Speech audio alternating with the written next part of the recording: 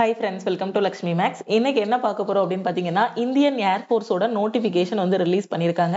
அதாவது இதுல என்ன சொல்லியிருக்காங்கன்னா, online application from unmarried Indian male and female candidate for selection test for Agniveer Vayu intake 1/2025 under Agnipath scheme. Okay, so இதுக்கான notification வந்து release பண்ணியிருக்காங்க. இதுல 2500 வேகன்சிஸ் வந்து இருக்கு. ஸோ இந்த நோட்டிஃபிகேஷன் வந்து ரொம்ப குட்டியா இருக்கு. இப்போ இதை வச்சு நான் எக்ஸ்பிளைன் பண்ணேன் அப்படின்னா உங்களுக்கு தெளிவா தெரியாது. ஸோ இதுல இருக்க டீடைல்ஸ் எல்லாத்தையும் தனியா ஒரு பிடிஎஃபா நான் மேக் பண்ணியிருக்கேன். ஸோ அதுல இருந்து உங்களுக்கு நான் எக்ஸ்பிளைன் பண்றேன். ஓகேவா? ஸோ அந்த ஆன்லைன் ரெஜிஸ்ட்ரேஷன் ஸ்டார்ட் ஆகுற டேட் மட்டும் இதுல பாத்துக்கோங்க. ஸோ கொஞ்சம் கிளியரா இருக்கும்னு நினைக்கிறேன். ஸோ இதுல என்ன சொல்லியிருக்காங்கன்னா 17 ஜான்வரி 2024 ரெஜிஸ்ட்ரேஷன் ஸ்டார்ட் ஆகும். 6 பிப்ரவரியில வந்து க்ளோஸ் ஆகும் அப்படின்னு சொல்லியிருக்காங்க.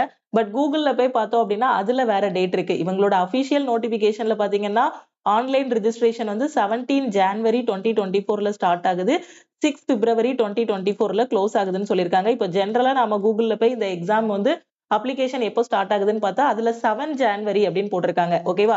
ஸோ எப்படி இருந்தாலுமே அப்ளிகேஷன் ஸ்டார்ட் ஆகும்போது கண்டிப்பா ஹவு டு அப்ளை அப்படிங்கக்கூடிய ஒரு வீடியோ வந்து உங்களுக்கு நான் அப்லோட் பண்ணிடுவேன். ஓகே, ஸோ இப்போ இதுல என்னென்ன டீடைல்ஸ் எல்லாம் சொல்லியிருக்காங்க அப்படிங்கிறத பார்க்கலாம். யாரெல்லாம் இந்த எக்ஸாம் எழுதலாம் அப்படின்னு பாத்தீங்கன்னா, சுருக்கமா சொல்ல போனா நீங்க 12ஆம் கிளாஸ் முடிச்சிருக்கீங்க இல்ல 12ஆம் கிளாஸ் படிச்சிட்டு இருக்கீங்கன்னா இந்த எக்ஸாம் வந்து எழுதலாம். சோ இந்த எக்ஸாம் அப்ளை பண்றதுக்கு உங்களுக்கு மேரேஜ் ஆகியிருக்க கூடாது. இந்த எக்ஸாமோட மேக்ஸிமம் ஏஜ் லிமிட்டே பாத்தீங்கன்னா 21 வயசு தான். ஓகேவா? சோ மினிமம் 17.5 வயசு, 17.5 வயசு, மேக்ஸிமம் 21 வயசு இருக்கணும். சோ இது வந்து சர்வீஸ் பாத்தீங்கன்னா ஒரு 4 வருஷம் சர்வீஸ் நடக்கும். சோ எல்லா டீடைல்ஸும் நான் 1 பை 1 உங்களுக்கு எக்ஸ்பிளைன் பண்ணிடுறேன். ஓகேவா? ஓகே, இப்போ டீடைலா நாம வந்து பார்க்கலாம். அந்த சர்வீஸ் எத்தனை வருஷம், அந்த சர்வீஸ் முடிஞ்சதுக்கு அப்புறம் என்னென்ன பெனிஃபிட் எல்லாமே நான் இதுல உங்களுக்கு சொல்லிடுறேன். ஓகேவா? சோ இந்த ஸ்கீம் பாத்தீங்கன்னா அக்னிபாத் யோஜனா ஸ்கீம். ஓகேவா? சோ இதுல வந்து டோட்டலா எவ்வளவு வேகன்சிஸ் பாத்தீங்க அப்படின்னா 2500 வேகன்சிஸ்க்கு மேலேயே ரிலீஸ் பண்ணியிருக்காங்க. ஓகே, சோ இதுல சர்வீஸ் எத்தனை வருஷம் அப்படின்னு பாத்தீங்கன்னா 4 வருஷம் சர்வீஸ் வந்து நடக்கும். ஓகே, சோ இதுல டோட்டலா இதுக்கு written exam, PFT, physical fitness test, எல்லா டெஸ்டும் எடுத்துருவாங்க. எடுத்துட்டு ஃபைனலா கொஞ்சம் ஸ்டூடெண்ட்ஸ், கொஞ்சம் ஆஸ்பிரன்ட்ஸ் வந்து செலக்ட் பண்ணுவாங்க. சோ செலக்ட் பண்ணக்கூடியவங்கல பாத்தீங்கன்னா ஃபைனலா 4 வருஷம் உங்களுக்கு சர்வீஸ் இருக்கும். அந்த 4 வருஷத்துக்கு அப்புறம் ஒரு 25% வந்து என்ன பண்ணுவாங்கன்னா பெர்மனன்ட் பண்ணுவாங்க. ஓகேவா? ஆனா அந்த 4 வருஷத்துல உங்களுக்கு சேலரி இருக்கும். நீங்க அந்த 4 வருஷம் சர்வீஸ் பண்றதுக்கான உங்களுக்கு சர்டிபிகேட் எல்லாமே கொடுத்துருவாங்க. அந்த சர்டிபிகேட் வந்து உங்களுக்கு நிறைய இடத்துல யூஸ்ஃபுல்லா இருக்கும். அது மட்டும் இல்லாம வெளியில வரும்போது பல்கா ஒரு 10 லட்சம் ரூபாய் கிட்ட உங்க கையில வந்து ஒரு அமௌண்ட்டும் கொடுப்பாங்க. ஓகே, சோ எல்லாத்தையும் நாம வந்து பார்க்கலாம். சோ இந்த எக்ஸாம் அப்ளை பண்றதுக்கு பாத்தீங்கன்னா ஆன்லைன்ல தான் நீங்க அப்ளை பண்ணணும். சோ இந்த எக்ஸாம் அப்ளிகேஷன் டேட் மட்டும் பாத்தீங்கன்னா நோட்டிபிகேஷன்ல ஒரு டேட் இருக்கு. பட் கூகுள்ல ஜென்ரலா நாம சர்ச் பண்ணோம் அப்படின்னா அதுல ஒரு டேட் இருக்கு. சோ அந்த நோட்டிபிகேஷன்ல உள்ள டேட்டை உங்களுக்கு நான் சொல்லிட்டேன். சோ அப்ளிகேஷன் ஸ்டார்ட் ஆனதும் ஹவு டு அப்ளை அப்படிங்கக்கூடிய வீடியோ வந்து உங்களுக்கு நான் அப்லோட் பண்றேன். ஓகே, எக்ஸாம் எப்போ இருக்கும் அப்படின்னு பாத்தீங்கன்னா மார்ச்ல இருந்து எக்ஸாம் இருக்குன்னு சொல்றாங்க. சோ அப்ளிகேஷன் பாத்தீங்கன்னா ஆன்லைன்ல தான் அப்ளை பண்ணணும். நீங்க உங்களுக்கு உடனே இமிடியேட்டா உங்களுக்கு அந்த எக்ஸாம் முடிச்சு எல்லா ப்ரொசீஜரும் முடிச்சதுக்கு அப்புறம் இமிடியேட்டா உங்களுக்கு ட்ரைனிங் வந்து இருக்கும். சோ ட்ரைனிங்க்கு அப்புறம் 4 வருஷம் சர்வீஸ் வந்து இருக்கும். இதோட செலக்ஷன் ப்ராசஸ் என்னன்னா ஒரு ரிட்டன் டெஸ்ட் இருக்கும். அதுக்கப்புறம் பாத்தீங்கன்னா ஒரு அடாப்டபிலிட்டி டெஸ்ட் 2 அப்படின்னு 2 டெஸ்ட் வந்து நடக்கும். அதுக்கப்புறம் பிசிக்கல் மெஷர்மென்ட் டெஸ்ட், பிஇடி இது எல்லாமே நடக்கும். அப்புறம் மெடிக்கல், அதுக்கப்புறம் ஃபைனலா டிவி வந்து இருக்கும். ஓகே, சோ 1 பை 1 நம்ம பார்க்கலாம். இது அப்ளை பண்றதுக்கு பாத்தீங்க அப்படின்னா நீங்க வந்து 12ஆம் கிளாஸ் பாஸ் பண்ணிருக்கணும். அல்லது இப்போ நீங்க 12th படிச்சிட்டு இருக்கீங்க அப்படின்னாலும் அந்த ஸ்டூடெண்ட்ஸும் அப்ளை பண்ணலாம். இப்ப 12th படிச்சிட்டு இருக்க ஸ்டூடெண்ட்ஸும் அப்ளை பண்ணலாம். அதே மாதிரி 12th பாஸ் பண்ணிருக்கீங்க. உங்களோட ஏஜ் வந்து மினிமம் 17.5 இருக்கு. மேக்ஸிமம் 21 வயசா இருக்குன்னா இந்த எக்ஸாமுக்கு நீங்க வந்து அப்ளை பண்ணலாம். இதுக்கு அப்ளிகேஷன் ஃபீஸ் வந்து கொடுத்திருக்காங்க. அப்ளிகேஷன் ஃபீஸ் வந்து 550 ரூபாய். ஓகேவா? சோ மினிமம் ஏஜ் நான் சொல்லிட்டேன். மினிமம் 17.5 இருக்கணும். மேக்ஸிமம் பாத்தீங்கன்னா 21 வயசு இருக்கணும். அப்போ உங்களுக்கு இதுல கன்ஃபியூஷன் வரக்கூடாதுங்கிறதுக்காக தெளிவா அபிஷியல் நோட்டிபிகேஷன்லயே கொடுத்திருக்காங்க.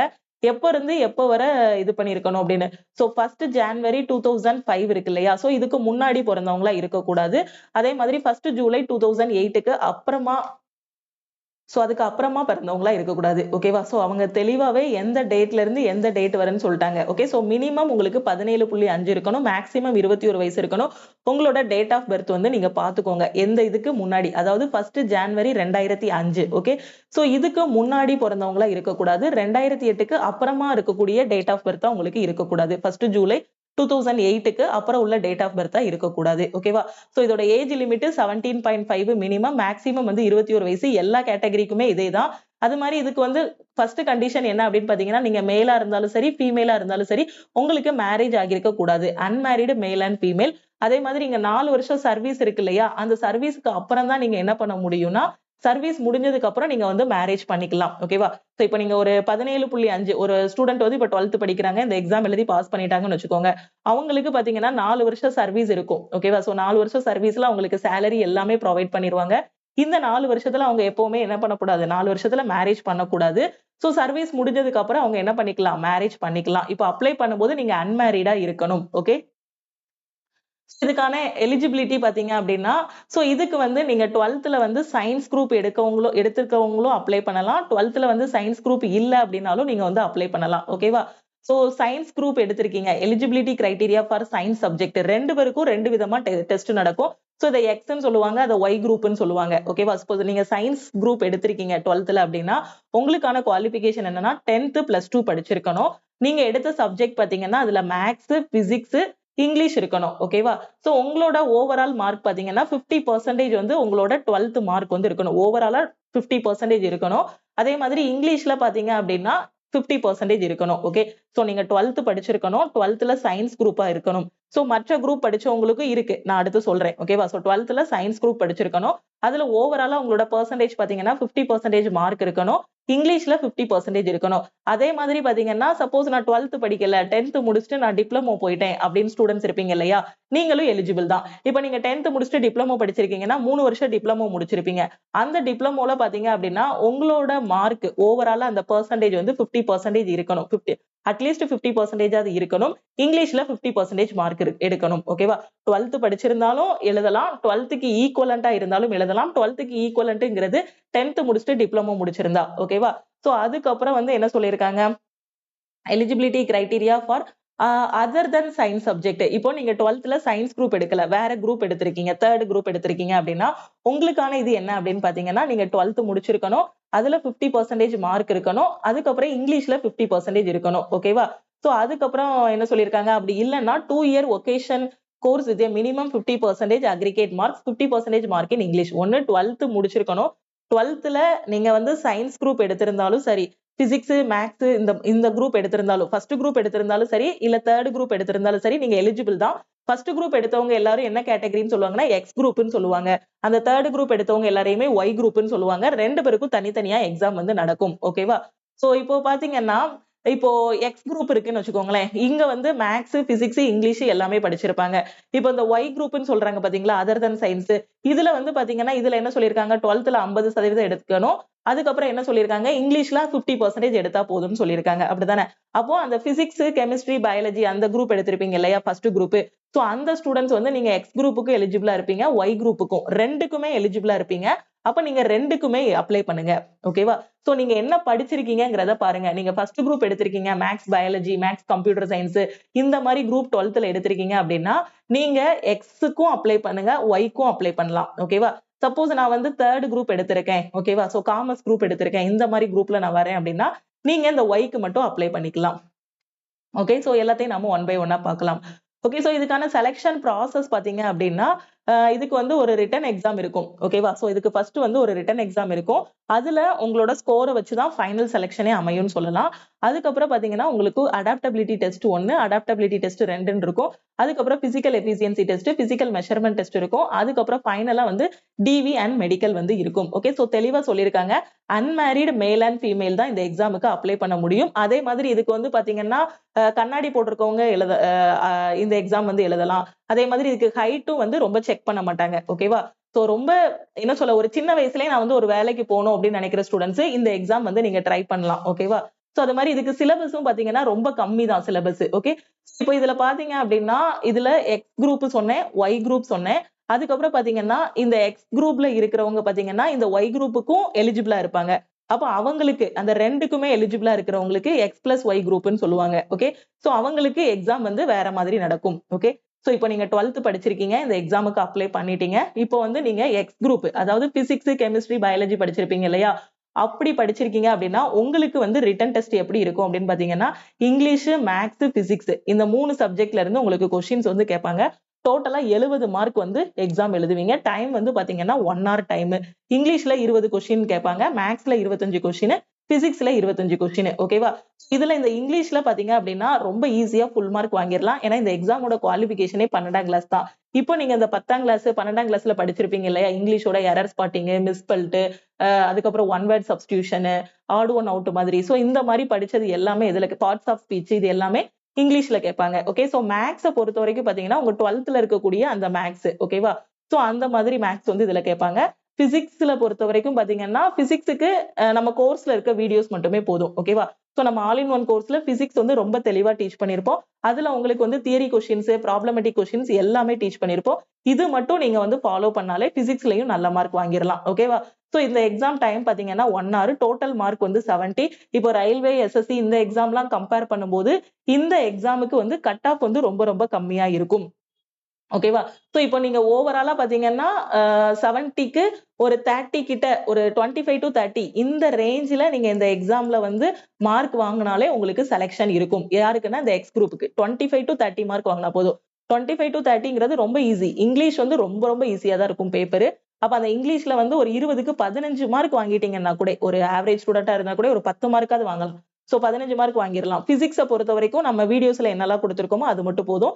இங்கிலீஷ்க்கும் வீடியோஸ்ல குடுத்ததே போதும். மேத்ஸ் மட்டும் பாத்தீங்கன்னா கொஞ்சம் வித்தியாசமா இருக்கும். மேத்ஸ் மட்டும் இப்ப நம்ம ரயில்வேக்கு படிக்கிற மேத்ஸ் எதுவும் வராது. ஓகேவா? சோ நம்பர் சிஸ்டம் அந்த மாதிரி எதுவும் வராது. சோ இது வந்து பாத்தீங்கன்னா நம்ம 12th இருக்க மேத்ஸ் இருக்கு இல்லையா? 12th மேத்ஸ் படிச்சிருப்போம் இல்லையா? சோ அந்த மேத்ஸ் எல்லாமே இதுல வரும். ஓகேவா? சோ அது எல்லாமே நம்ம சிலபஸ் எல்லாம் பார்க்கலாம். ஓகே. சோ இதுல வந்து ஒரு 25க்கு ஒரு 10 மார்க் கிட்ட வாங்கிரலாம். அந்த 12th ஸ்டாண்டர்ட்ல இப்ப படிச்சிட்டு இருக்கீங்க இல்லையா? அந்த மேத்ஸ் அந்த மாதிரி தான் இருக்கும். சோ அந்த மாதிரி இது ஆனா அப்ஜெக்டிவ் டைப் எல்லாமே. ஓகே. சோ இதுல ஒரு 10 மார்க், இதுல ஒரு 15 மார்க் கிட்ட ஈஸியா வாங்கிரலாம். பிசிக்ஸ பொறுத்தவரைக்கும் நம்ம கோர்ஸ்ல இருக்கிறது மட்டும் ஃபாலோ பண்ணீங்கனாலே 25 மார்க்ஸுமே வாங்கிரலாம். ஓகே. சோ இப்போ ஓவராலா பார்க்கும்போது அந்த 25 to 30 விடையே அதிகமா ஈஸியா ஸ்கோர் பண்ணிரலாம். ஈஸியா செலக்ட் ஆயிரலாம். ஓகே. சோ அதுக்கப்புறம் அடாப்டபிலிட்டி டெஸ்ட்னா என்னங்கிறத நான் சொல்றேன். இப்போ அதர் தென் சயின்ஸ் இந்த சயின்ஸ் குரூப் தவிர மீதி வருவாங்க இல்லையா? இவங்கள ஒய் குரூப்னு சொல்லுவாங்க. சோ இவங்களுக்கு என்ன இருக்கும் அப்படின்னு பாத்தீங்கன்னா ரீசனிங் அண்ட் ஜெனரல் அவேர்னஸ் வந்து ஃபர்ஸ்ட் இருக்கும். இதுல வந்து 30 கொஸ்டின் கேட்பாங்க. இதுல இந்த 30க்கு 30மே ஈஸியா வாங்கிரலாம். சோ நம்ம ஆல் இன் ஒன் கோர்ஸ்ல ரீசனிங் டீச் பண்ணிருப்போம் இல்லையா? அந்த கிளாஸஸ் மட்டும் பார்த்தாலே போதுமானது. இங்கிலீஷ் அதே மாதிரி தான். மேல பாக்குறாங்க மேல இருக்கு இல்லையா? இவங்களுக்கு என்ன இங்கிலீஷ் சிலபஸோ அதே தான் உங்களுக்கும் இங்கிலீஷ்ல கேட்பாங்க. ஓகேவா? சோ இப்போ இவ்வளவுதான். சோ டோட்டலா பாத்தீங்கன்னா நீங்க 50 மார்க்குக்கு எக்ஸாம் எழுதுவீங்க. So 45 minutes. இந்த இதுல பாத்தீங்கன்னா கட் ஆஃப் கொஞ்சம் அதிகமா இருக்கும். ஏன்னா இதுல ரெண்டுமே ரொம்ப ஈஸியான சப்ஜெக்ட். ரீசனிங், ஜெனரல் அவேர்னஸ், அதுக்கப்புறம் இங்கிலீஷ். சோ இது வந்து ரொம்ப ஈஸியானது. ஓகேவா? சோ இதுல ரீசனிங் இத வந்து என்ன சொல்லுவாங்க அப்படின்னு பாத்தீங்கன்னா ராகா அப்படின்னு சொல்லுவாங்க. அபிஷியல் நோட்டிபிகேஷன்ல பாத்தீங்கன்னா RAGA ராகான்னு போட்டிருப்பாங்க. இதுல ரீசனிங், ஆப்டிடியூட் கொஸ்டின்ஸ் கொஞ்சம் வரும். General awareness. சோ இதுல எதுக்கு மேஜரா ரீசனிங் அண்ட் ஜெனரல் அவேர்னஸ் போட்டிருக்கேன்னா 30 கொஸ்டின் இருக்கு அப்படின்னா 30ல ஒரு 70% கொஸ்டின்ஸ் கிட்ட பாத்தீங்கன்னா 70% 60% ரீசனிங்ல தான் வரும். மேத்ஸ்ல வந்து 1 or 2 கொஸ்டின்ஸ் வரும். அது போக மீதி இருக்கிறது எல்லாமே ஜெனரல் அவேர்னஸ். இத வந்து ராகா அப்படின்னு அபிஷியல் நோட்டிபிகேஷன்ல போட்டிருப்பாங்க. ரீசனிங், ஆப்டிடியூட், ஜெனரல் அவேர்னஸ்ல ஆனா மேஜரா கேட்கறது ரீசனிங் கொஸ்டின்ஸ் தான் அதிகமா கேட்பாங்க. சோ இதுல 30 அவுட் ஆஃப் 30 வாங்கிரலாம். 30 வாங்கலனாலும் ஒரு 25 கிட்ட வாங்கிரலாம். இங்கிலீஷ்ல பாத்தீங்க அப்படின்னா 20 மார்க்குமே வாங்குற மாதிரி தான் இருக்கும். இல்லனா ஒரு 18 இல்ல 17 to 18 அந்த ரேஞ்சில வாங்கிரலாம். இல்ல 15 வாங்குனாலுமே இதுல ஈஸியா செலக்ட் ஆகிரலாம். ஆனா இதுல வந்து 50க்கு கட் ஆஃப் வந்து பாத்தீங்கன்னா ஒரு 35 கிட்ட இருக்கிற மாதிரி இருக்கும். ஓகேவா? சோ அடுத்து science and other then science. அதாவது இப்போ சில பேர் அந்த எக்ஸ்க்கு மட்டும் அப்ளை பண்ணுவீங்க. சில பேர் அந்த ஒய் குரூப் மட்டும் அப்ளை பண்ணுவீங்க. அதாவது சயின்ஸுக்குள்ள மட்டும் வருவாங்க. அதாவது சயின்ஸ் மட்டும் போதும்னு இதுக்கு அப்ளை பண்ணுவாங்க. சில பேரால எக்ஸ் அப்ளை பண்ண முடியாது. 3rd குரூப் காமர்ஸ் குரூப் இருப்பாங்க இல்லையா? அதுல மட்டும் அப்ளை பண்ணுவாங்க. சில பேர் பாத்தீங்கன்னா 2க்குமே எலிஜிபிளா இருப்பாங்க. அப்படி நாங்க 2க்குமே எலிஜிபிளா இருக்கோம்னா எங்களுக்கு எக்ஸாம் எப்படி நடக்கும்னு கேட்டீங்கன்னா இந்த 3வதா குடுத்திருக்காங்க பாத்தீங்களா? இதுதான் உங்க 2க்குமே எலிஜிபிளா இருக்கிறவங்களுக்கு நடக்கக்கூடிய எக்ஸாம். இது 2யும் மிக்ஸ்டா குடுத்திருப்பாங்க. இந்த 2யும் மெர்ஜ் பண்ணா எப்படி வருமோ அதுதான் 2க்கும் எலிஜிபிளா இருக்கிறவங்களுக்கான எக்ஸாம். ஓகே. சோ இதுல மேத்ஸ் இருக்கும், இங்கிலீஷ் இருக்கும். அதுக்கப்புறம் பாத்தீங்கன்னா ரீசனிங் அண்ட் ஜெனரல் அவேர்னஸ் இருக்கும், பிசிக்ஸ் இருக்கும். ஓகேவா? சோ 2ம் மெர்ஜ் பண்ணி வந்துரும். ஏன்னா 2க்குமே எக்ஸ்க்கும் எலிஜிபிளா இருக்கீங்க, ஒய்க்கும் எலிஜிபிளா இருக்கீங்கன்னா உங்களுக்கான எக்ஸாம் பேட்டர்ன் வந்து இது. ஓகே. மேத்ஸ்ல 25 கொஸ்டின், இங்கிலீஷ்ல 20, அதுக்கப்புறம் இந்த ரீசனிங் அண்ட் ஜெனரல் அவேர்னஸ்ல 30, பிசிக்ஸ்ல 25, டோட்டலா 100 கொஸ்டின் கேட்பாங்க. டைம் பாத்தீங்க அப்படின்னா 85 மினிட்ஸ். ஓகே. சோ கொஸ்டினை பொறுத்து டைம் வேறுபடும். 70 கொஸ்டின்னா 60 நிமிஷம் டைம், 50 கொஸ்டின்னா 45 நிமிஷம் டைம், 100 கொஸ்டின் அப்படிங்கும்போது 85 நிமிஷம் டைம் வந்து கொடுக்குறாங்க. ஓகேவா? சோ இதுதான் எக்ஸாம் பேட்டர்ன். இது உங்களுக்கு தெளிவா புரிஞ்சிருக்கும்னு நினைக்கிறேன். அடுத்து பாருங்க. சோ இப்போ இதுல என்னன்னா நெகட்டிவ் மார்க் வந்து இருக்கு. எந்த சென்ட்ரல் கவர்மெண்ட் எக்ஸாம் போனாலும் நெகட்டிவ் மார்க் வந்து இருக்கும். சோ கரெக்ட் ஆன்சருக்கு 1 மார்க். அதே மாதிரி தப்பா ஏதாவது மார்க் பண்ணிட்டீங்க அப்படின்னா அதுக்கு 0.25. ஏதாவது கொஸ்டின் அட்டெண்ட் பண்ணல அப்படின்னா அதுக்கு வந்து நெகட்டிவ் மார்க் கிடையாது. நீங்க அட்டெண்ட் பண்ணி தப்பா போட்டிருந்தீங்க அப்படின்னா அதுக்கு நெகட்டிவ் மார்க் வந்து 0.25 வந்து இருக்கு. ஜஸ்ட் தெரிஞ்சதை மட்டும் அட்டெண்ட் பண்ணாலே இதுல வந்து செலக்ட் ஆகிடலாம். இது வந்து நம்ம மற்ற எக்ஸாம்ஸ் கம்பேர் பண்ணும்போது கட் ஆஃப் ஹையா இருக்கும் அப்படின்லாம் இல்ல. இந்த இதுக்கு எக்ஸ் குரூப்புக்கு எல்லாம் பாத்தீங்கன்னா அந்த 25 to 30 இல்ல 20 to 25 இந்த ரேஞ்சில எடுத்தாலே ஈஸியா என்ன பண்ணிடலாம்னா செலக்ட் ஆயிடலாம். அதே மாதிரி இந்த எக்ஸ் அண்ட் ஒய்க்கும் அதே மாதிரி தான். 100க்கு நீங்க வந்து ஒரு 50, ஸோ 45 to 50 இந்த ரேஞ்சில அந்த பாதிக்கு பாதி மார்க் எடுத்தாலே ஈஸியா செலக்ட் ஆகிடலாம். ஓகேவா? சோ ஏன்னா இதுல வந்து காம்படிஷன் வந்து கம்மியா தான் இருக்கும். ஓகே, சோ அதனால ட்ரை பண்ணுங்க எல்லாருமே. இப்போ ரிட்டன் டெஸ்ட் முடிஞ்சிருச்சு. அதுக்கப்புறமா உங்களுக்கு பிசிக்கல் வந்து இருக்கும். பிசிக்கல் பாத்தீங்க அப்படின்னா மேல் அண்ட் ஃபீமேலுக்கு ஹைட் வந்து கொடுத்திருக்காங்க. மேல் கேண்டிடேட்டோட ஹைட் பாத்தீங்கன்னா 152.5 சென்டிமீட்டர். ஓகே, சோ அபிஷியல் நோட்டிபிகேஷன்ல 152.5 கொடுத்திருப்பாங்க. ஃபீமேலுக்கு பெரிய வித்தியாசம் இல்ல, 152 சென்டிமீட்டர் இருந்தா போதும். ஓகேவா? சோ மேல் கேண்டிடேட்டா இருந்தீங்கன்னா உங்களோட ஹைட் வந்து 152.5 இருக்கணும். ஃபீமேலா இருந்தா 152 சென்டிமீட்டர் ஹைட் வந்து இருக்கணும். ஓகே, அது போக வெயிட் பாத்தீங்க அப்படின்னா ஹைட்டுக்கு வெயிட் வந்து இதா இருக்கிற மாதிரி கரெக்டா பாத்துக்கோங்க. அதுக்கப்புறம் செஸ்ட் இது வந்து கொடுத்திருக்காங்க. ஓகே, சோ அதுக்கப்புறம் பாத்தீங்க அப்படின்னா செஸ்ட் எக்ஸ்பான்ஷன் வந்து கொடுத்திருக்காங்க 5 சென்டிமீட்டர். அதுக்கப்புறம் ஹியரிங் எப்படி இருக்கணும்னு சொல்லியிருக்காங்க.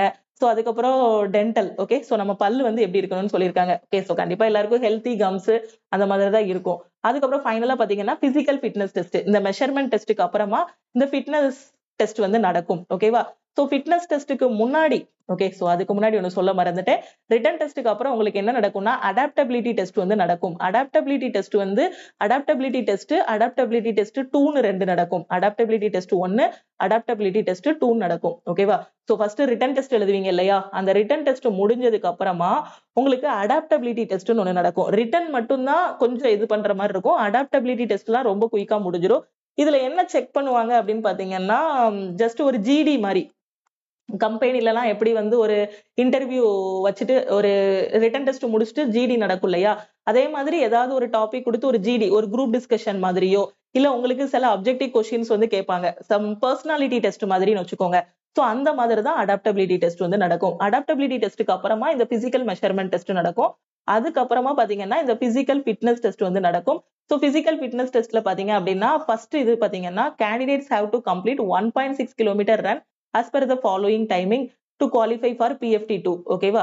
சோ இப்போ 1.6 கிலோமீட்டர் வந்து நீங்க ஓடணும். ஓகேவா? சோ எவ்வளவு நேரத்துக்குள்ள அப்படின்னு பாத்தீங்கன்னா நீங்க மேல் கேண்டிடேட்டா இருந்தீங்க அப்படின்னா 7 நிமிஷத்துக்குள்ள ஓடணும். அதே ஃபீமேல் கேண்டிடேட்டா இருக்கீங்க அப்படின்னா 8 நிமிஷத்துக்குள்ள. ஓகேவா? சோ 1.6 கிலோமீட்டர் ஓடணும். அது மேல்னா 7 மினிட்ஸ், ஃபீமேலுக்கு வந்து 8 மினிட்ஸ் வந்து டைம் கொடுக்குறாங்க. ஓகே, இப்போ நீங்க அந்த ரன்னிங் முடிஞ்சதுக்கு அப்புறம் பாத்தீங்கன்னா உங்களுக்கு ஒரு 10 நிமிஷம் ஒரு ரெஸ்ட் எடுக்கிற மாதிரி டைம் கொடுப்பாங்க. ஓகே, சோ ரன்னிங் முடிஞ்சதுக்கு அப்புறமே first PFT 1 physical fitness test 1 நடக்கும். ஓகே, சோ இதுல பாத்தீங்க அப்படின்னா ரன்னிங் நடக்கும். ரன்னிங் வந்து 1.6 கிலோமீட்டர், மேலுக்கு 7 மினிட்ஸ், ஃபீமேல் வந்து 8 மினிட்ஸ்க்குள்ள அந்த 1.6 கிலோமீட்டர் வந்து கடக்கணும். அதுக்கப்புறம் PFT 2 நடக்கும். PFT 2 நடக்கிறதுக்கு முன்னாடி பாத்தீங்கன்னா ஒரு 10 நிமிஷம் உங்களுக்கு டைம் கிடைக்கும். ஒரு ரன்னிங் முடிச்சு ஒரு 10 நிமிஷம் ரெஸ்ட் எடுப்பீங்க. அதுதான் இங்க கொடுத்திருக்காங்க. Okay, the sequence of exercise and maximum time period for male and female candidates are as follows ன்னு சொல்லியிருக்காங்க.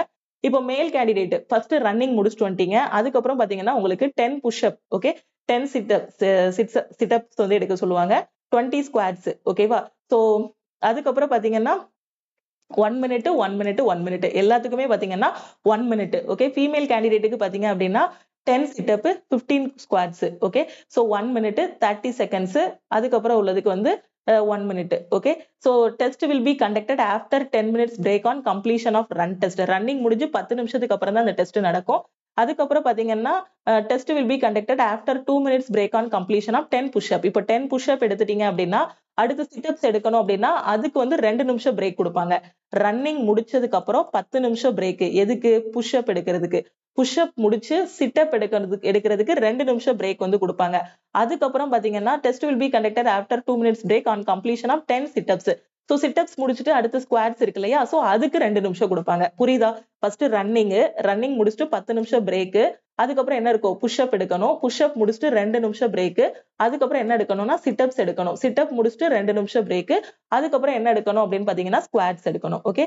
Test will be conducted after 10 minutes break on completion of running test. Okay. So 2 minutes break on completion of 10 sit-ups. Okay. So தெளிவா புரிஞ்சிருச்சா? அடுத்து பாத்தீங்கன்னா இதோட leave, இதோட salary எல்லாத்தையும் நாம பார்க்கலாம். ஓகே. சோ இப்போ நீங்க செலக்ட் ஆயிட்டீங்க. ஃபைனலா இந்த பிஎஃப்டி முடிஞ்சிருச்சு. அதுக்கப்புறம் டிவி அண்ட் மெடிக்கல் நடக்கும். அதுவும் முடிஞ்சதுக்கு அப்புறம் உங்களோட ட்ரைனிங் எப்படி இருக்கும், சேலரி எப்படி இருக்குங்கிறத பார்க்கலாம். சோ லீவு பாத்தீங்க அப்படின்னா ஒரு வருஷத்துக்கு 30 நாள் லீவ் இருக்கும். அது போக உங்களுக்கு மெடிக்கல் லீவு ஏதாவது இது பண்ணனாலும் நீங்க மெடிக்கல் லீவ் வந்து என்ன பண்ணிக்கலாம், போட்டுக்கலாம். ஓகேவா? அதுக்கப்புறம் என்ன சொல்லியிருக்காங்க அப்படின்னு பாருங்க இதுல. இதுல டெர்மினல் பெனிஃபிட்ஸ் சேவா நிதி பேக்கேஜ். அது என்ன சேவா நிதி பேக்கேஜ் அப்படின்னு பாருங்க. Pay allowances and allied benefits. Agniveer Vayu enrolled under this scheme will be paid on an Agniveer package of rupees 30,000 per month with a fixed yearly increment. In addition, risk and hardship allowances, dress and travel allowances will be paid per such a ration, clothing, accommodation, leave, travel concession. அதாவது 30,000 ரூபாய் வந்து பிக்சடா உங்களுக்கு மாசம் salary வந்துரும். அது போக அது வந்து இன்கிரிமெண்ட் பேசிஸ். 30,000 ரூபாய்னா பிக்சடா 30 தான் கிடையாது. ஃபர்ஸ்ட் இயர்ல 30, அடுத்து 33 இந்த மாதிரி இன்கிரிமெண்டா போயிட்டு இருக்கும். அது போக அடிஷனல் அலவன்சஸ், அதாவது சாப்பாடு, கிளாத், அகாமடேஷன், லீவு, இந்த மாதிரி டிராவல் கன்செஷன், இந்த மாதிரி நிறைய அலவன்சஸ் வந்து கொடுப்பாங்க. ஓகே. சோ இப்போ இதுல சேவா நிதி பேக்கேஜ்னா என்ன, இதுதான் ரொம்ப முக்கியமா நீங்க கவனிக்கணும். Agniveer will be given on time Seva நிதி package comprising their month contribution along with matching contribution by the government on completion of their engagement period as indicated below. So என்ன சொல்லியிருக்காங்கன்னு பாருங்க. இப்போ நீங்க உங்களுக்கு ட்ரைனிங் முடிஞ்சிருச்சு, சர்வீஸ்ல ஜாயின் பண்ணிட்டீங்க. ஜாயின் பண்ணதும் ஃபர்ஸ்ட் இயர். ஓகே. சோ உங்களுக்கான சேலரி எவ்வளவு அப்படின்னு பாத்தீங்கன்னா 30,000 ரூபாய் சேலரி. அதுல உங்க கைக்கு கிடைக்கிறது எவ்வளவு அப்படின்னு பாத்தீங்கன்னா 21,000 ரூபாய் கையில தருவாங்க. அதுதான் சொல்லியிருக்காங்க இன் ஹேண்ட் 70%. 30ல 70% எடுத்தா 21,000 ரூபாய் கைக்கு வந்துரும். 21,000 போக மீதி 9 இருக்கு இல்லையா, அதை என்ன பண்ணுவாங்கன்னா கான்ட்ரிபியூஷன் டு அக்னிவீர் கார்பஸ் ஃபண்ட்னு போடுவாங்க. அந்த மீதி 30%. ஓகே. உங்க சேலரியில இருந்து ஒரு 9,000 ரூபாயை தூக்கி கார்பஸ் ஃபண்ட்னு போட்டு வச்சிருப்பாங்க. அது போக கவர்மெண்ட் என்ன பண்ணுவாங்கன்னா corpus fund by government of India கொடுத்திருக்காங்க பாத்தீங்களா தெளிவா, அவங்க ஒரு 9,000 ரூபாய் போடுவாங்க. ஓகேவா? சோ இப்போ 30,000 ரூபாய் சேலரியில கையில 21,000 ரூபாய் கொடுத்துருவாங்க. அந்த 9,000 ரூபாயை தூக்கி தனியா கார்பஸ் ஃபண்ட்ல போட்டு வச்சிருப்பாங்க. அந்த 9 கூட கவர்மெண்ட் ஒரு 9 போடுவாங்க. ஓகேவா? சோ ஃபர்ஸ்ட் இயர்ல. ஓகே. சோ போட்டாங்களா? இப்போ அதே மாதிரி பாத்தீங்கன்னா செகண்ட் இயர்ல பாத்தீங்கன்னா உங்களுக்கு ஒரு 3,000 ரூபாய் இன்கிரிமெண்ட் ஆகும். சோ 33,000 ரூபாய் சேலரி வரும். 33ல பாத்தீங்கன்னா 23,100 வந்து கைக்கு கிடைச்சிரும். மீதி 9,100 வந்து பாத்தீங்கன்னா இந்த அமௌண்ட் கடைசி உங்க கையில தந்துருவாங்க. அது எப்படி தருவாங்கங்கிறத நான் சொல்லுதேன். 9,100 பாத்தீங்க அப்படின்னா அந்த கார்பஸ் ஃபண்ட்ல போட்டுருவாங்க. 9,900. ஓகேவா? சோ இந்த 9,900 போட்ட மாதிரி கவர்மெண்ட்டும் உங்க அக்கௌண்ட்ல அந்த கார்பஸ் ஃபண்ட்ல ஒரு 9,900 போடுவாங்க. இப்ப தேர்ட் இயர் சர்வீஸ் இதுல 36,500 ஆயிரம் சேலரி, 25,550 கையில கிடைக்கும். அதுல 10,950 வந்து கார்பஸ் ஃபண்ட்ல தூக்கி போடுவாங்க. நீங்க போட்டிருக்க மாதிரியே கவர்மெண்ட்டும் உங்களுக்கு கார்பஸ் ஃபண்ட்ல ஒரு 10,980 போடுவாங்க. 4வது வருஷம் சேலரி 40,000 ரூபாயா மாறிடும். அப்ப 28 கையில கிடைக்கும். 12 தூக்கி கார்பஸ் ஃபண்ட்ல போடுவாங்க. கவர்மெண்ட் வந்து அவங்க ஒரு 12 கார்பஸ் ஃபண்ட்ல போடுவாங்க. ஓகேவா? சோ இப்ப இந்த 4 வருஷம் சர்வீஸ் முடிஞ்சிருச்சு. முடிஞ்சதுக்கு அப்புறம் என்ன பண்ணுவாங்கன்னா செலக்ட் ஆன கேண்டிடேட்ஸ் எல்லாத்துலயும் ஒரு 25% மட்டும் எடுத்துக்கிடுவாங்க. மீதி இருக்கவங்க எல்லாரையும் பாத்தீங்கன்னா அது வந்து வேலையை விட்டு போங்க அப்படி சொல்ற மாதிரி கிடையாது. சோ இது ரொம்பவே நல்லா இருக்கும். ஓகேவா? சோ இப்ப பாருங்க, இப்போ மாசம் சேலரியும் வாங்கிட்டீங்க. 4 வருஷம் வந்து வேலையும் சர்வீஸும் முடிஞ்சிருச்சு. முடிஞ்சதுக்கு அப்புறம் என்ன ஆகும் அப்படின்னு பாத்தீங்கன்னா, நீங்க உங்ககிட்ட பிடிச்சிருப்பாங்க இல்லையா கார்பஸ் ஃபண்டுன்னு 9,000, 9,900, 10,950, 12,000 எடுத்துட்டு அது போக கவர்மெண்ட்டும் உங்களுக்கு ஒரு கார்பஸ் ஃபண்ட் போட்டிருப்பாங்க இல்லையா, சோ இது எல்லாம் சேர்த்து 4 வருஷத்துக்கு அப்புறமா என்ன ஆகும் அப்படின்னு பாத்தீங்கன்னா, நீங்க அந்த கார்பஸ் ஃபண்ட்ல போட்டது 5.02 லட்சம் ரூபாய். கவர்மெண்ட்டும் அதே மாதிரி உங்களுக்கு கார்பஸ் ஃபண்ட் மாசம் போட்டிருப்பாங்க இல்லையா, அப்ப அந்த 4 வருஷம் முடிவுல அதுல ஒரு 5.02 லட்சம் ரூபாய் இருக்கும். ஓகே. 4 வருஷம் சர்வீஸ் எக்ஸிட் ஆஃப்டர் 4 இயர்ஸ். 4 வருஷம் சர்வீஸ் முடியும் போது இந்த 5.02 லட்சம் ரூபாய் கவர்மெண்ட் உங்களுக்கு போட்ட ஒரு 5.0, இந்த 5.02 லட்சம்ங்கிறது உங்ககிட்ட ஒவ்வொரு மாசமும் கார்பஸ் ஃபண்டுன்னு பிடிச்சாங்க இல்லையா, அந்த காசு எல்லாம் சேர்த்து 5.02 லட்சமா இருக்கும். அதே சமயம் கவர்மெண்ட்டும் உங்களுக்கு கார்பஸ் ஃபண்டுன்னு போட்டாங்க இல்லையா, அது ஒரு 5.02 லட்சம் இருக்கும். ரெண்டையும் கூட்டினீங்க அப்படின்னா 10.04 லட்சம் ரூபாய் இருக்கும். ஓகேவா? இத வந்து சேவா நிதி பேக்கேஜ் அப்படின்னு சொல்லிட்டு உங்க கையில கொடுத்துருவாங்க. 4 வருஷம் சர்வீஸ் முடியும் போது பல்கா இந்த 10 லட்சம் ரூபாய் அமௌண்ட்டை உங்க கையில கொடுத்துருவாங்க. சோ அதை எடுத்துட்டு நீங்க வந்துடலாம். ஓகேவா? அது மட்டும் இல்லாம உங்களுக்கான அந்த சர்வீஸ் பண்ணதுக்கான சர்டிபிகேட் எல்லாமே கொடுப்பாங்க. அந்த சர்டிபிகேட் யூஸ் பண்ணி நீங்க கவர்மெண்ட் எக்ஸாம்ஸ் அப்ளை பண்ணலாம். சில எக்ஸாம்ஸுக்கு அப்ளை பண்ணலாம். At the same time private கம்பெனிலையும் நீங்க வந்து ஒர்க் பண்ணலாம். ஓகேவா? ஓகே. சோ அப்போ அந்த 10,00,000 ரூபாய வச்சு நீங்க பிசினஸும் பண்ணலாம். எதுக்காக இந்த 10,00,000 ரூபாய் குடுக்குறாங்கன்னா, 4 வருஷம் சர்வீஸ் முடிஞ்சிருச்சு. வெளிய வந்த உடனே ஏதாவது ஒரு ஜாப் போக முடியாது. சோ அதுக்குள்ளே அந்த 10,00,000 ரூபாய வச்சு என்னனாலும் பண்ணலாம். அதாவது பினான்சியலா நமக்கு ஒரு சப்போர்ட் அதுக்காக. ஒரு பிசினஸ் பண்ணலாம். இல்ல வேற ஏதாவது இது பண்ணலாம். இல்ல அடுத்து காம்படிட்டிவ் எக்ஸாம் படிச்சுட்டே அந்த காச வச்சு நம்ம இது பண்ணலாம். சோ எதுக்குனாலும் ஒரு பினான்சியல் சப்போர்ட்டா இருக்கணுங்கிறதுக்காக தான் அந்த அமௌண்ட் வந்து வெளியில வரும்போது குடுக்குறாங்க. ஓகேவா? சோ அடுத்து என்ன சொல்லியிருக்காங்க? சோ இது தெளிவா புரிஞ்சிருக்கும்னு நெனைக்கிறேன். உங்களோட சேலரி ஸ்ட்ரக்சர் அதுக்கப்புறம் அந்த கார்பஸ் ஃபண்ட்னா என்ன அப்படிங்கிறது. Agniveer Vayu will not be required to contribute to any provident fund in so PF எதுவுமே இதுல கிடையாது. There shall be no entitlement to gratuity and any kind of pensionary benefit. So இதுல பென்ஷன் எதுவும் கிடையாது. பட் இந்த சேவா நிதி பேக்கேஜ்ன்னு சொல்லக்கூடிய இந்த 10,00,000 ரூபாய் கிட்ட உங்க கைக்கு வந்துரும். ஓகே. அது மட்டும் இல்லாம insurance, death and disability compensation. Agniveer Vayu will be provided non contributory life insurance cover of rupees 48 lakhs for the duration of their engagement period as Agniveer Vayu in Indian Air Force. Agniveer Vayu will not be governed by provisions contained in the pension regulation or rules of Indian Air Force for details of death disability. So இதுல வந்து login பண்ணி பார்க்க சொல்றாங்க. ஒண்ணும் இல்ல. ஏதாவது இப்போ டியூட்டில இருக்கும்போது ஏதாவது ஒண்ணு ஆயிட்டுன்னு வச்சுக்கோங்களேன். சோ அந்த மாதிரி சோ அந்த இன்சூரன்ஸ் கவர் ஆகும். சோ அதுல என்ன அப்படின்னு பாத்தீங்கன்னா 48 lakhs உங்களை சேர்ந்தவங்களுக்கு அந்த 48 lakhs வந்து கொடுப்பாங்க. அதுதான் இங்க சொல்லியிருக்காங்க. அப்புறம் உங்களுக்கு ஒரு அக்னிவீர் ஸ்கில் சர்டிபிகேட் தருவாங்க. நீங்க அந்த சர்வீஸை விட்டு வெளியே வரும்போது கையில ஒரு 10,00,000 ரூபாய் இருக்கும். அதுக்கு முன்னாடி மாசம் மாசம் சேலரி எல்லாமே வாங்கியிருப்பீங்க. அது மட்டும் இல்லாம உங்களுக்கான ஒரு ஸ்கில் சர்டிபிகேட் வந்து தருவாங்க. அந்த ஸ்கில் சர்டிபிகேட் பாத்தீங்கன்னா will be provided to the Agniveer Vayu highlighting the skills and level of competency acquired by the personnel during their engagement period. Okay. அந்த 4 வருஷம் சர்வீஸ்க்கு உங்களுக்கு ஒரு ஸ்கில் சர்டிபிகேட் தருவாங்க. ஆனா இது வந்து எக்ஸ் சர்வீஸ்மேன் சர்டிபிகேட் மாதிரி கிடையாது. அதையும் சொல்லியிருக்காங்க. Not entitled to the ESM status. Agniveer Vayu enrolled under this scheme will not be eligible for ex-serviceman status after their discharge from the service on completion of 4 years engagement period. இவங்க Agniveer skill certificate தருவாங்க. ஆனா இது வந்து X serviceman certificate மாதிரி கிடையாது. ஆனா இந்த certificate வச்சும் நீங்க அடுத்து சில எக்ஸாம்ஸ்ல பாத்தீங்கன்னா உங்களுக்கு அதுக்கான இதெல்லாம் கொடுக்காங்க. இடஒதுக்கீடு எல்லாமே கொடுக்காங்க. சோ அந்த எக்ஸாம்ஸுக்கு வந்து நீங்க அப்ளை பண்ணிக்கலாம் அடுத்து. ஓகே. சோ அடுத்து இவ்வளவுதான். நான் டீடைலா எல்லாமே எக்ஸ்பிளைன் பண்ணிட்டேன். சோ இதுல வந்து ஏஜ் லிமிட், அதுக்கப்புறம் அப்ளிகேஷன் என்னைக்கு ஸ்டார்ட் ஆகுது, சேலரி எவ்வளவு இருக்கும், இதோட பிஎஃப்டி என்ன, அதாவது பிசிக்கல் ஃபிட்னஸ் டெஸ்ட்னா என்ன, ரிட்டன் டெஸ்ட்னா என்னங்கிறத எல்லாத்தையுமே எக்ஸ்பிளைன் பண்ணிட்டேன். சோ ரொம்ப சிம்பிள் தான். இது அன்மேரிட் அப்படின்னு யாரும் பயப்பட வேண்டாம். மேக்ஸிமம் ஏஜ் லிமிட் 21 வயசு தான். அது மாதிரி இப்போ 12ஆம் கிளாஸ் படிச்சிட்டு இருக்கீங்கனாலும் நீங்களும் இந்த எக்ஸாமுக்கு வந்து அப்ளை பண்ணலாம். இதுக்கான சிலபஸ் எல்லாமே எங்க ஆரம்பிக்கணும், எப்படி படிக்கணும்னு எனக்கு தெரியல அப்படின்னீங்கன்னா சோ லக்ஷ்மி மேக்ஸ் ஆப்ல இருக்கக்கூடிய ஆல் இன் ஒன் கோர்ஸ்ல ஜாயின் பண்ணிக்கோங்க. இதுல உங்களுக்கு எல்லாமே தெளிவா டீச் பண்ணிருப்போம். ஓகேவா?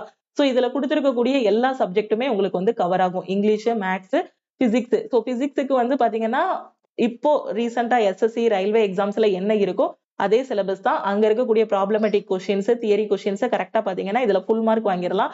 மற்ற எக்ஸாம்ஸ் கம்பேர் பண்ணும்போது இதுல கட் ஆஃப் வந்து ரொம்ப கம்மியா இருக்கும். சோ நான் ரொம்ப சின்ன வயசுலயே நான் வந்து ஒரு ஜாபுக்கு போகணும், ஒரு சர்வீஸுக்கு போகணும் அப்படின்னு நினைக்கிற ஸ்டூடெண்ட்டுக்கு இது ரொம்பவே யூஸ்ஃபுல்லா இருக்கும். ஓகேவா? சோ நீங்க நல்லா படிச்சீங்கன்னா போதும். இதுல நான் சொல்லிட்டேன் இல்லையா, எக்ஸ் குரூப்ல பாத்தீங்கன்னா வெறும் 20 to 25 மார்க் இல்ல மேக்ஸிமமா போச்சுன்னா 25 to 30 தான் கட் ஆஃப் இருக்கும்.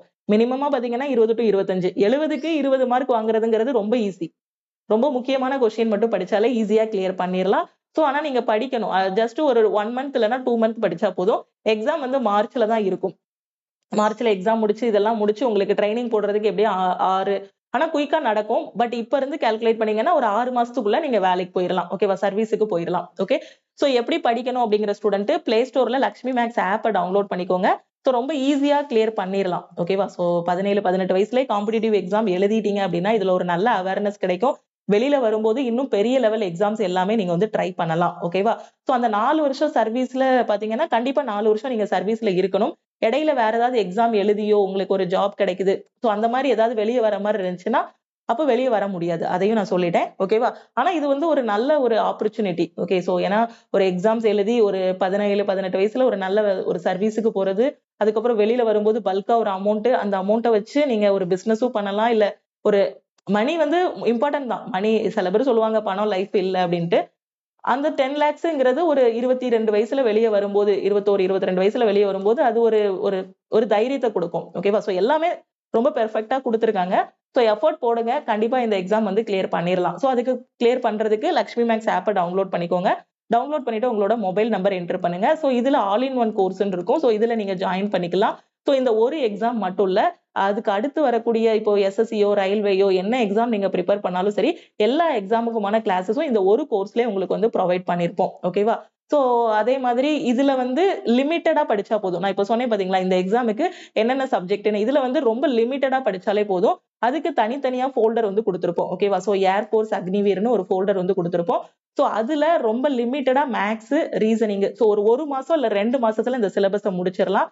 ஸோ இப்போ ஒரு ரீசெண்டா ஏர்ஃபோர்ஸ் 2024ன்னு ஒரு ஃபோல்டர் வந்து போட்டிருப்போம். ஓகேவா? ஸோ அதுல இருக்கக்கூடிய கிளாஸஸ் மட்டும் அட்டெண்ட் பண்ணாலே நீங்க இந்த எக்ஸாம் கிளியர் பண்ணிடலாம். அந்த கிளாஸஸ் அட்டெண்ட் பண்ணீங்கன்னா போதும். எக்ஸ்ட்ரா வேற எந்த புக் எதுவுமே வேண்டாம். ஜஸ்ட் அந்த கிளாஸஸ் அதுல இருக்க கொஸ்டினை மட்டும் புரிஞ்சுக்கிட்டீங்கனாலே போதும். இப்ப இந்த கிளாஸஸ்ல எப்படி ஜாயின் பண்ணணும் அப்படின்னு பாத்தீங்கன்னா, ஸோ இதுதான் நம்ம டீமோட வாட்ஸ்அப் நம்பர். இந்த நம்பரை உங்க போன்ல லக்ஷ்மி மேக்ஸ்ன்னு சேவ் பண்ணிக்கோங்க. சேவ் பண்ணிட்டு இந்த நம்பருக்கு மேல கொடுத்திருக்க மெசேஜை சென்ட் பண்ணுங்க.